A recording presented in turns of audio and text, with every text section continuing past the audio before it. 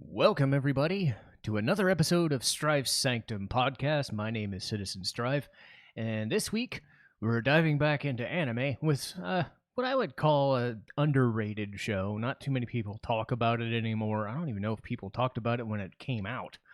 Not like, say, Big O or the upcoming, Cowboy Bebop sort of thing where everybody knows about it as far as anime goes. The show in question is Heat Guy J. The show debuted in 2003 on MTV2 of all stations.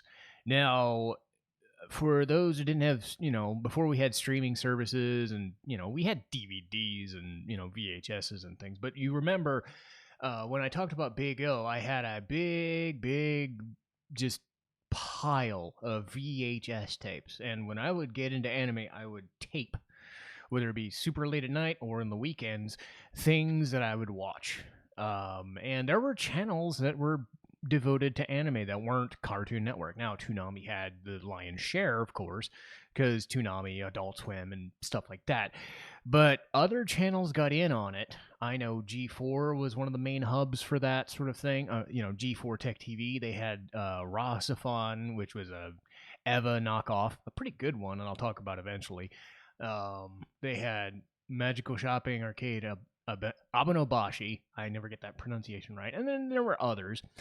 Of all stations to pick up anime, though, I was kind of shocked one day when I saw MTV2 on the weekends, like early morning or like late at night or whatever, would be playing the first season of this show. And I loved this. It's not the most amazing thing, but for the time, it was 2000, early to mid 2000s. So this was when they started doing CG a lot. And, because I would say from like right at the tail end of 2000, Japan started to do a lot of like CG animation. They would still do hand-drawn, and I don't know if this show was purely hand-drawn, purely CG. I don't think it was pure CG, though. It sure felt like a lot of CG. It almost reminded me of the 90s Spider-Man, though, way more in integral use of CG, because Spider-Man would only, use for the moving, the spider sense sequences, the battle sequences. It would be obvious CG, right? That sort of thing, where everything else was hand drawn, but then everything, you would know it right away when you see it when it was CG. This was a little more sophisticated because this came about 10 years later, so there's kind of a mix of hand drawn and just CG, but even like CG scanning, like maybe just use of CG to get all of the characters in view outside of just, oh, here's the android, here's the motorbike, here's all the action sequences, here's the obvious CG for these amazing, beautiful sky landscapes and stuff. But that was the thing that I also remembered. But I think what really got me was this was around the time, like 2 or 3 years into my anime fixation, and crime dramas and such weren't really my thing back then. I would just watch whatever was watching. I say Big O was one of the few that was doing that. Black Lagoon wasn't really a thing yet. Gangsta sure as hell wasn't, because that was like 2014, right? But things like Gungrave, Big O, Cowboy Bebop, which I ended up watching after this, but it's its own thing because it's like a crime drama, good cop, bad cop thing. But the hook of this show is that the main cop is a human, and then his partner is an android. And that was freaking cool, just seeing this giant, burly Terminator as a crime-solving, just kick-ass android. And I think the show suffers a little bit in how it tells that sort of story, because the presentation of the visual design, despite how gorgeous it looks, and even now, 20 years later, it's still very good to look at. The character models have just the big anime eye look, and distinctive faces, but they look very expressive. The issue is that because they do that, the show kind of suffers and stumbles when it comes to telling how dark and dystopic the crime drama stuff is, because there is a lot of it in there, and the dialogue is written and acted very well. But again, I do think that, as I will go over, there's a bit of a disconnect with some of it, and it doesn't add up to a completely amazing show, but it will. I'd say if people do watch it, it's still on Funimation, as they have the license. It's worth a watch, I think. And I will start by discussing the characters, because there are a lot of them, and most of them are really good, actually. We'll start with the main character. His name is Daisuke Aurora. He was voiced in the English version by Steve Staley, who I knew him mostly from Star Ocean 3 as the main character, Fate Line God. He was, the sort of like goofy surfer dude kind of voice. Like doesn't take things too seriously, but he has like, he can handle himself. That's the kind of person that Daisuke and the actor were, so they kind of fit together. And Daisuke's whole thing is he's part of the public safety division, and think of it almost like a Minority Report kind of thing. I don't think I ever saw a Minority Report, but the hook with that was they would investigate signs of crimes before future ones got committed. So if a crime got committed, they would be brought in as a special, like, sort of assassin, sort of detective, sort of private investigations unit in a branch of government that was loosely affiliated with the police. Not always affiliated. They were their own separate thing. But that allows them to have maneuverability, and Daisuke as a character is like, I'm too old for this shit. Which he's not. He's just the 25-year-old slacker dude type. But that's how he processes life, and which belies the fact that he's very well trained, and he's got like great martial arts skills. He's good with a gun, so he's good with all that stuff. And he's flanked by his partner Jay, voiced by Bob Pappenbrook, who was, oh god, he was in Great Teacher Onizuka as the principal. Oh god, when I get to GTO, that will be a conversation. But yeah, so they picked an older guy to voice the android. So again, think of a Terminator type. And again, think of just very stiff, but the way that he bounces off of Daisuke, who is just this slacker dude type, but he's almost philosophical. He was programmed to respond. He was programmed to interact with Daisuke and to other people on his own. So this is sort of advanced sci-fi kind of thing. More of the Terminator 2-esque banter between, back and forth. But Jay never comes across as the doofus, because Daisuke does that for him.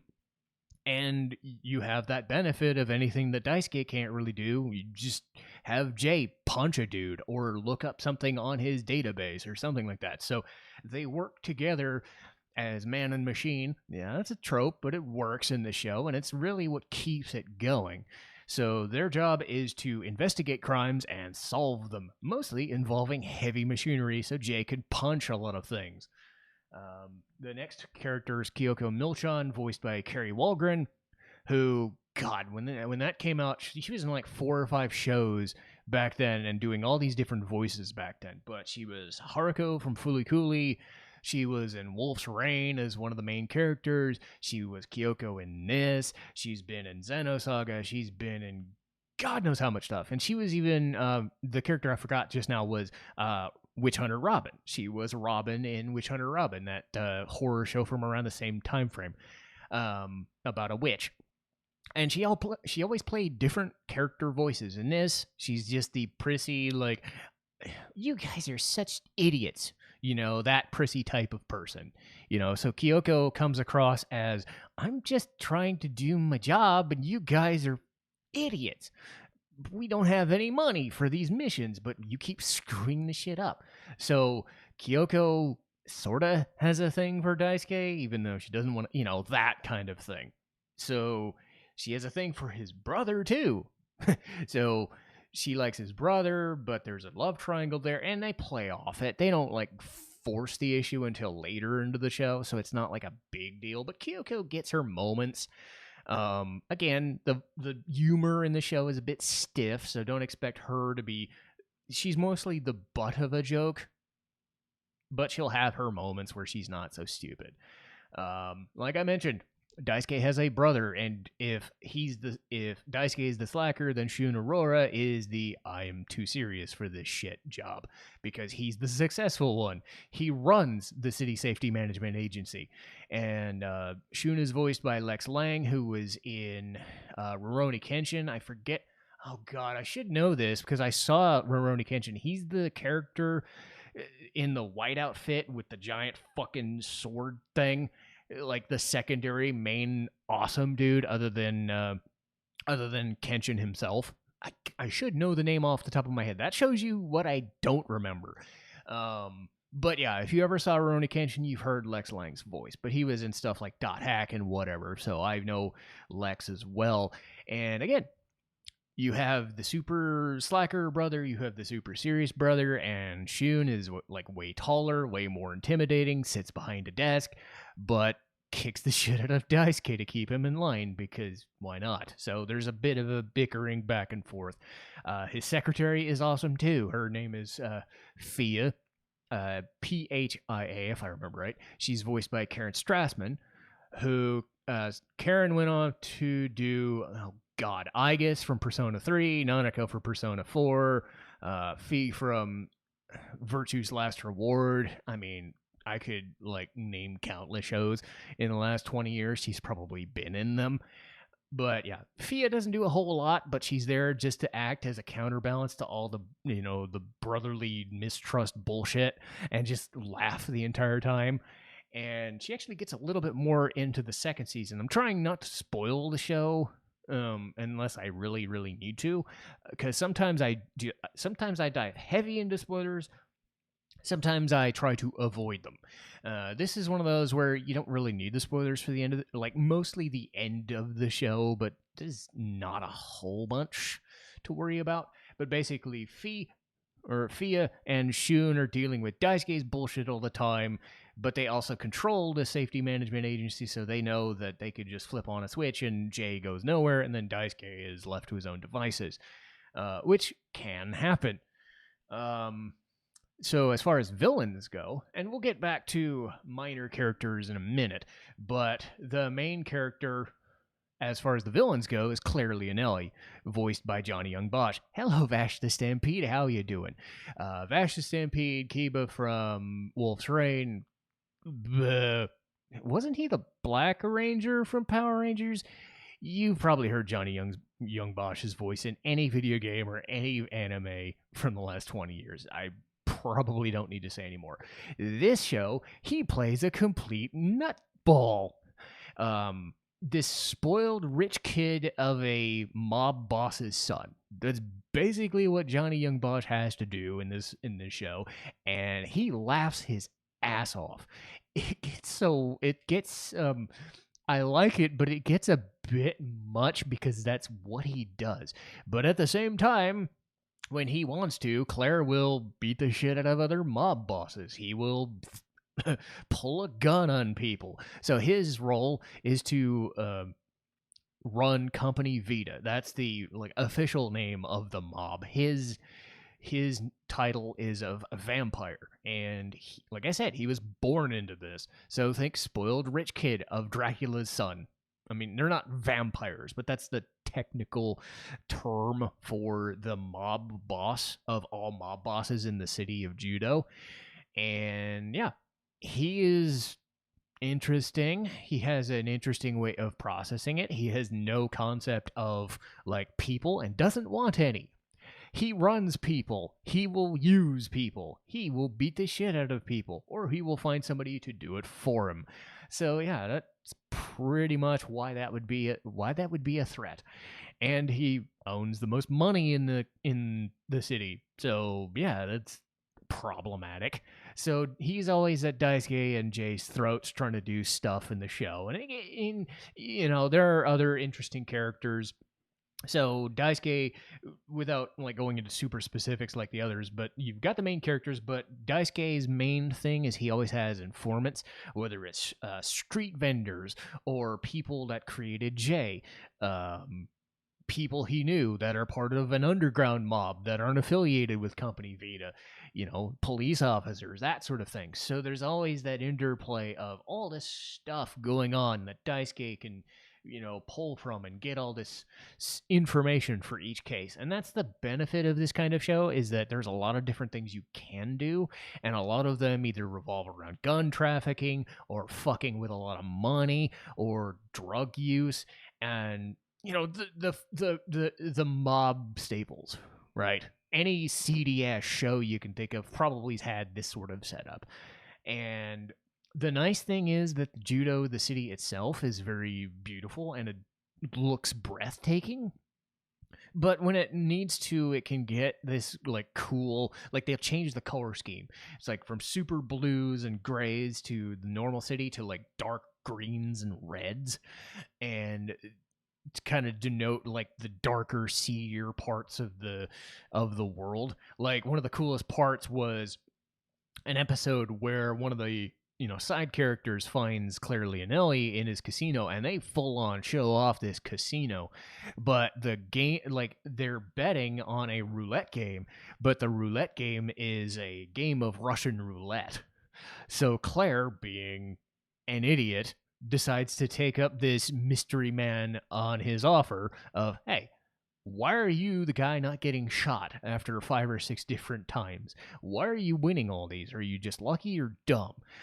So they give you this like half episode of this casino with all these like bettors and mob bosses and shit, and they're just I don't think they're super like crazy with it, but think of Persona 3 where they're holding guns to their heads and that something bad could happen. So even though I feel that the show is a bit stiff, it still has a lot of like crazy cool things that happen in it, and a lot of it tend to revolve around those like mystery mob connections and shit that happens to all the criminals. Because the main characters are fine, but you're only as good as the villainous side of the campaign, pretty much. The other big deal is how Jay and Daisuke get along.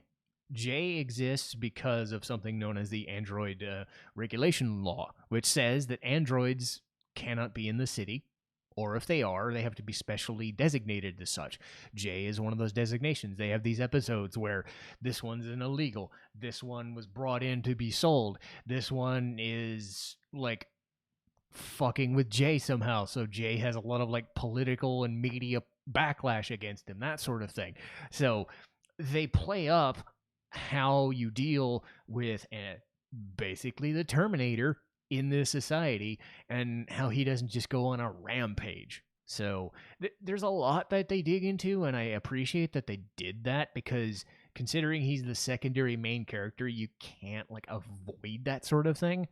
But they also don't obsess over it. The main draw is the criminal side of things, checking out all these cases that they go on. None of them are like super mysterious things. I think in the later part of the series, it's only like 26 episodes. Like they get into a season long storyline, but others are like self-contained crime episodes. So it's really easy to get into and accessible.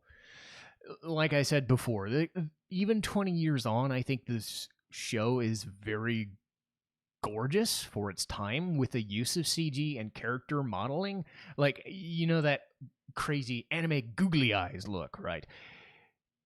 But even then, even by those standards, you're like, these people are they almost look like dolls, but not in such a super creepy way that they don't look like characters.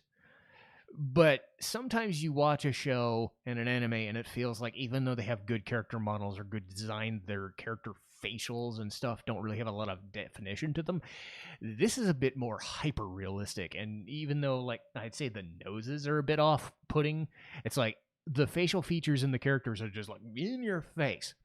So I think there's like a big CG component to that too, making them look really good. Or it was just how they designed the characters initially and transferred them to the anime and made it fit with the CG design of the city. Because the city looks amazing. They always have these backdrops of the main hub, this skyscraper looking building, and it just looks fantastic. Or they'll have these like crazy parades or a lot of people walking around, and it looks really good for the time. It does not have the polish that a more recent show would, because it looks a lot slower paced, and that again gets to its detriment. But as far as designs go, it's still something that carries its own weight.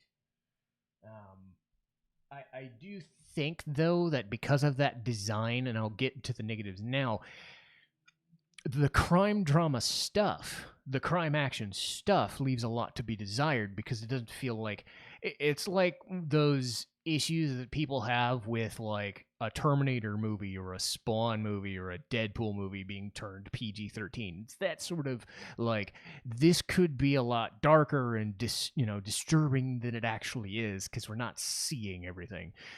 It's like a PG-13 crime thriller anime. That does not mean it's bad. It just means that for how well written and discussed all this crime stuff is, and they go pretty intriguing with it, it feels like the impact is lost because they don't like go the whole way. Like if you watch Cowboy Bebop now, it's very like grungy and dirty and bleh, despite all the space stuff. If you watch Black Lagoon, they have no reservations about like all the blood, all the swearing, all the violence, all the just seedy bullshit, and all the just bleh that you'd expect. And Gangsta is kind of the same way. This is a sanitized crime thriller kind of thing, so almost kind of like those procedural like Law and Order kinds of things, but with a more mob-esque vibe. I can't like, I'm trying to describe it without like making it sound like it's a bad thing, because it is written and performed very well, and I like going back and watching it, but I can't like disconnect myself from thinking this could be a lot like darker than it should be. But again, it also doesn't like pitfall because of that, because there are some that focus solely on that aspect and forget to actually write themselves very well. I also feel that despite that there being like, you have your first season, which is very episodic, and then you have a second like half season, the next 13 episodes, where there's a storyline that is progressing despite each episode. It doesn't feel like the ending adds up, because it feels like there was an episode missing that connected the dots that I needed to where, even though you talked about this seed being planted and finally coming to fruition right near the end, it felt like they needed like a 3-parter finale. They went for a 2-part finale, and it's fine, I suppose, but again, it feels a bit rushed for what they were going for. They still had the mystery, but I think they spent a little too much time trying to get like a band together kind of vibe. Like, we need to band together to stop whatever's gonna happen, because Daisuke seems to know what's going on, and Jay seems to know what's going on, but like, they focus on the characters. So if you like focusing on character-driven stories, that's pretty nice, but it also feels like a bit of a disconnect from, we have a super impactful climax that could have taken 3 episodes, or at least really capped off what we were going for in that second part of the season. They do allude to everything, though, so it's not like it comes out of thin air. There are some times when you're playing a game or watching a TV show or whatever, where a plot twist comes out of nowhere, and then they try to they try to do it, or they do the horror thing where they show you this mystery and it doesn't happen, and you're like, then they finally tell you, and it just feels kind of deflating. This is more of a middle ground where they could have done more, and they also could have fucked it up. As it is, I think the show is fine, and I think people are going to have a good time. This is one of those things where nobody really talks about this show, and it kind of sucks, because I do enjoy it. It's not anything nobody's ever seen before, but it's done well enough that you can just set yourself and be like, oh, I could get into this. I think I could enjoy this. And this is one of those ones that I always go back to at least once a year and remind myself that, yeah, back then, we didn't have all the anime choices in the world. We just sat there in front of a TV and, oh, hey, look, this stuff from this different culture is here. Like, oh, shit, they have anime on this channel? Oh, shit, it's G4 at midnight, and I'm not watching Toonami or Adult Swim. Let's see what's on G4 this week. That sort of thing. So you had different channels. You couldn't just be like, nah, I'm done. Nah, I'm done. Nah, I'm done. You flip through channels and holy shit, something, and not every time was I graced with a great one, but I think this one holds up decently well because it gives you something familiar. It gives you that crime drama vibe, and it gives you that, oh, we've got a Terminator on our side. That's kind of neat. So it's a good-looking, polished show. It has a little bit of intrigue to it, so it's not going to ruin your day. And I think it should get more respect than it does, and hopefully, people are at least interested to watch it on Funimation, because that's where you can find it. And, it will take you back to, 20 years back in time, if nothing else. So I think people would enjoy it.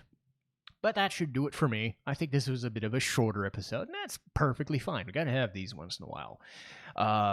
But yes, this is all in service to what's coming up next, because next week will be Xenoblade Chronicles 2. I will not have Torna, the Golden Country. I will focus mostly on the original game and all of the things in between, because it's just, there's too much stuff in Xenoblade 2 on its own that maybe someday I'll go back and watch or play the Golden Country and get that in there as its own separate supplemental thing. But that'll be next week. 2 weeks from today, it will be Cowboy Bebop. I'm working my way through Cells at Work, which is another show I want to review. It's pretty good. But Bebop is the, oh my god, I gotta watch it again, because I'm going to have a double dose. It's going to be the anime, which I won't shut up about, because I might talk about that for hours if I'm being honest. And then, maybe even the day I finish freaking binge watching it, I will finish the Netflix live action version. And again, I'm trying to keep my mind open. I have no knowledge of any of the actors, any of the visuals. I know some of the stuff that was posted, but I haven't actually looked at it. I'm trying to come into this as completely open as I can, with the understanding that I might hate this show.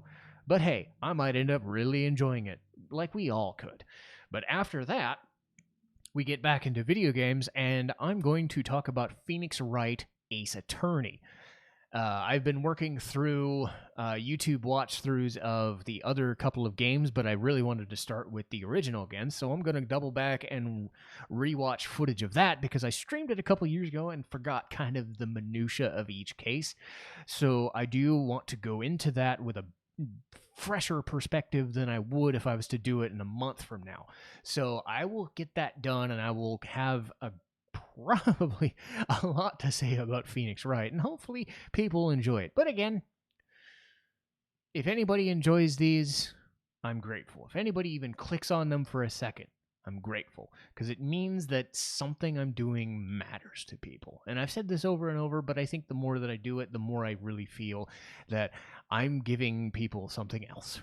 Something other than a video game to talk about, or talking about a video game in a different way. And I think it's fun, because I don't really get to do these sorts of things when I'm on a stream or I'm playing the game in a YouTube space. I get to dig deeper, at least a little bit. And sometimes maybe not without, spoiling. But again, I think not spoiling a thing is a good thing sometimes, and have everybody make their own opinions on what they see. But if I can do anything in recommending shows or recommending games to people, then I feel like I'm doing something useful. But that will do it for me today, and I will see you guys next time. Citizen Strife, signing off.